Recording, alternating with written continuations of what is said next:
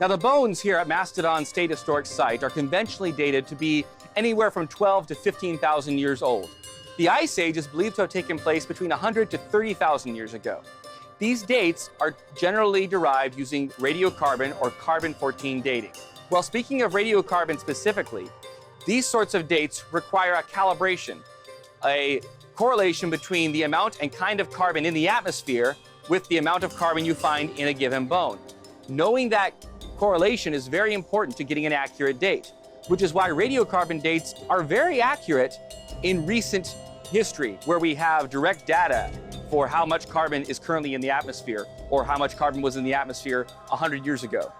As you go farther back in time, however, we do not have that kind of data.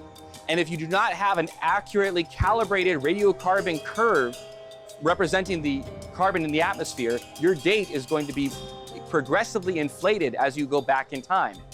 So in the creation model, for example, we think there's very good reason to understand that the Earth's magnetic field has been progressively getting weaker over time. So in the past, it was much stronger. And the reason this is important is because a stronger magnetic field would basically have shielded the Earth more effectively from the cosmic rays that are producing carbon-14 in the atmosphere. And so, in effect, the biosphere would have had a lower carbon-14 concentration in the past, if that were the case. Also, of course, in the creation model, we have to take into account the worldwide flood in the days of Noah.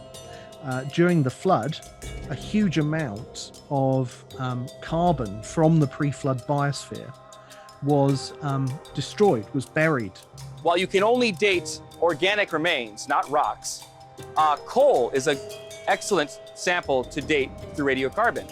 However, the coal layers in the rock record have a peculiar characteristic in that no matter what their supposed age, be it 300 million years to 100 million years, coal seams in Missouri and elsewhere in the Midwest all date to roughly 35 to 40,000 years, according to conventional radiocarbon. Now, this is significant because it means that all of the rock record's coal seams represent plants that, according to radiocarbon, lived at the same time.